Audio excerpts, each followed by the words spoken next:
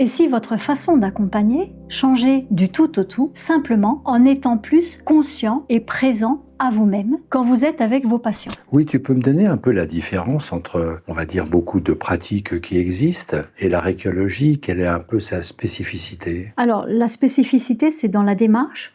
Bon, et je te cache pas que quand les personnes viennent en thérapie, c'est pour aller mieux. Et quand elles veulent aller mieux, souvent le thérapeute leur dit il faut faire quelque chose. Alors par exemple, il va falloir parler de sa vie, par exemple, ou de son passé. Ou alors, il va falloir faire quelque chose que le thérapeute nous demande, nous dicte de faire. Dans des pratiques peut-être un peu moins axées sur la thérapie, mais de bien-être, on va vous dire voilà, il faut prendre telle posture avec le corps. Donc si on regarde bien les choses, il faut toujours faire quelque chose pour aller mieux. Et quelque part, c'est toujours le thérapeute qui a la main, parce que c'est quand même le thérapeute qui dicte quelque chose, c'est quand même le thérapeute qui pose des questions, donc quelque part, il dirige la personne pour aller mieux, même s'il veut pas du tout la contrôler ou la maîtriser, mais quelque part, de la façon dont il s'y prend, il dirige la personne. Nous, en thérapie, en réquiologie, bien sûr qu'on pose des questions, mais c'est pour comprendre ce qui lui arrive. Mais c'est pas pour qu'elle aille vers son bien-être. En réquiologie, on lui dit, si vous voulez aller mieux, il faut enlever ce qui vous pollue intérieurement. Et c'est ça la magie de notre pratique. Pour cela, on lui dit, restez habillé, allongez-vous sur cette table confortable et vous n'avez rien à faire. Et c'est nous qui allons mettre en place une approche. Donc tu comprends qu'il n'y a pas de verbal du tout. La personne est naturellement centrée sur elle, pendant que le professionnel pratique un travail intérieur qui est un travail simple de méditation laïque, et puis dans le même temps, il pose les mains sur le corps de la personne. Alors évidemment, tout ça, ça fait partie de la formation. Pourquoi ces positions, de quelle façon on touche, quel style de méditation. Mais cette alliance très spécifique du toucher et de la méditation met le professionnel en résonance méditative, c'est-à-dire une résonance de centrage, d'être posé avec soi-même. Et par résonance, la personne allongée se remet en route là-dedans. Alors ça a l'effet, c'est comme si elle venait d'activer un filtre intérieur qui va enlever tout ce qui la pollue. C'est aussi simple que cela. Ça peut paraître magique, on peut dire mais attends, c'est de l'esbrouf, ça vient d'où? Toute cette connaissance, en fait, elle vient des maîtres de méditation avec lesquels tu as fait tes classes. Ils t'ont appris tout ce savoir et toi, tu as transposé ce savoir dans une pratique que tu as appelé la réquiologie. Oui, et d'ailleurs, moi c'est ce que, à l'époque, j'étais psy, mais c'est ce que j'avais pas trouvé tout simplement, comme tu le sais.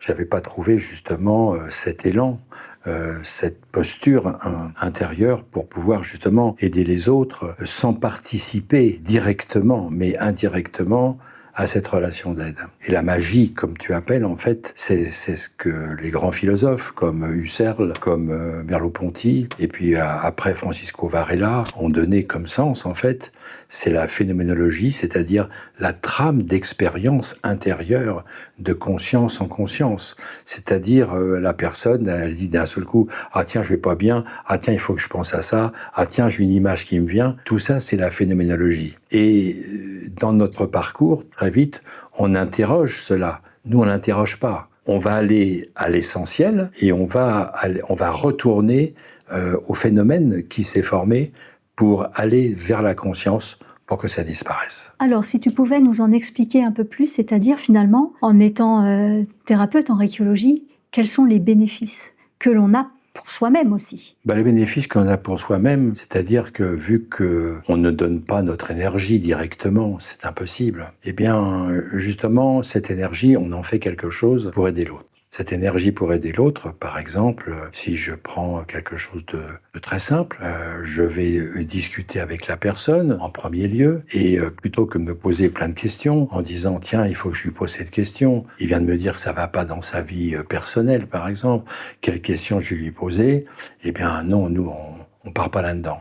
C'est-à-dire qu'on va évidemment aller différemment dans l'existentiel, c'est-à-dire dans le côté du vécu intérieur. On va interroger le vécu, et celui-là, il est évidemment très, très profond, très large. Et ce vécu, il peut simplement rejoindre que la partie la plus profonde de la personne, c'est ce qui lui manque, alors que si on commence à l'interroger sur autre chose, on le remet dans sa vie de tous les jours. Donc ce n'est pas une fois que la phénoménologie est là, une fois que la trame d'expérience intérieur, c'est-à-dire à la conscience est là, on va pas l'interroger de ce qu'il en fait dans sa vie. Puisque ce qu'il en fait dans sa vie, eh bien, ça marche pas. Donc, on va l'arrêter à la phénoménologie et on va l'interroger à ce niveau de conscience pour savoir qu'est-ce qui se passe à ce moment-là dans son corps. Parce que son corps, évidemment, va relier. C'est son corps qui est pas relié. Ce corps va se relier, justement, à cette personne. Donc nous, c'est un bénéfice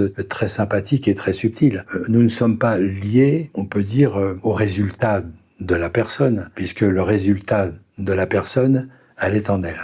Elle n'est pas en nous. Donc c'est ça qui est très subtil aussi dans la forme thérapeutique et chez le thérapeute. C'est parce que quand après il va passer évidemment à faire la séance, comme tu le sais, comme tu viens de le dire, c'est-à-dire que dans cette séance, c'est très simple en fait.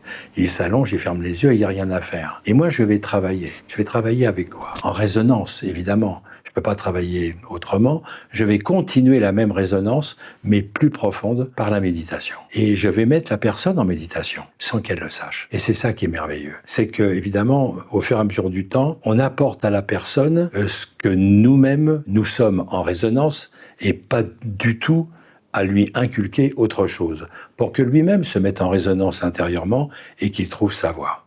Donc évidemment, c'est un bénéfice exceptionnel, parce qu'au fur et à mesure du travail, eh bien, le thérapeute, lui aussi, il avance intérieurement, il médite intérieurement et il n'est jamais fatigué. C'est pour cette raison que c'est très important de comprendre ce mécanisme direct avec l'autre en tant que thérapeute. Alors, si cette pratique vous intéresse, je vous propose de cliquer sur le lien dans la description ci-dessous pour en savoir plus.